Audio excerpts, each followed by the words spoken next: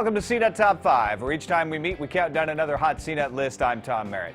Podcasts are quite the popular thing with the kids these days, but did you know that there are many different ways to subscribe than just through iTunes?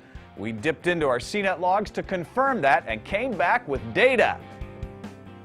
Not that kind of data. Let's count down the top 5 most popular podcast clients.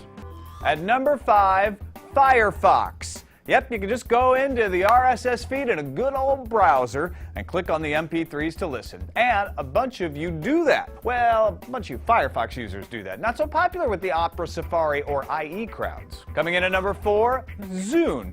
As you know, the Zune, like the iPod, has its own store and own syncing software, and that software you sync with can be used to get your podcasts. Not bad numbers, Zune users. Zune pride.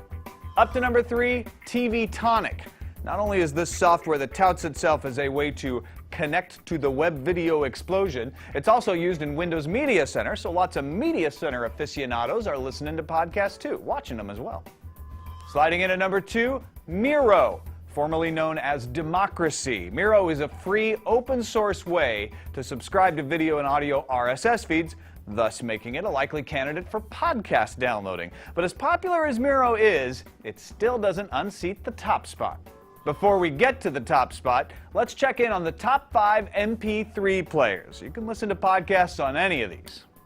All right, let's get to our number 1.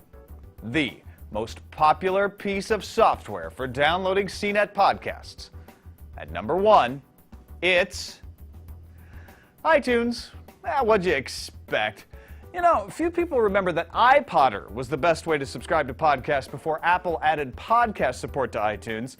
Now iPodder's called Juice, and iTunes is dominant. We'll check back in 5 years, see how that stands. However you get your podcasts, I hope you enjoy the ones we have here at podcast.cnet.com. That's it for this edition of CNET Top 5. Whether you're podcasting this or streaming, hope you enjoyed it. I'm Tom Merritt. See you next time.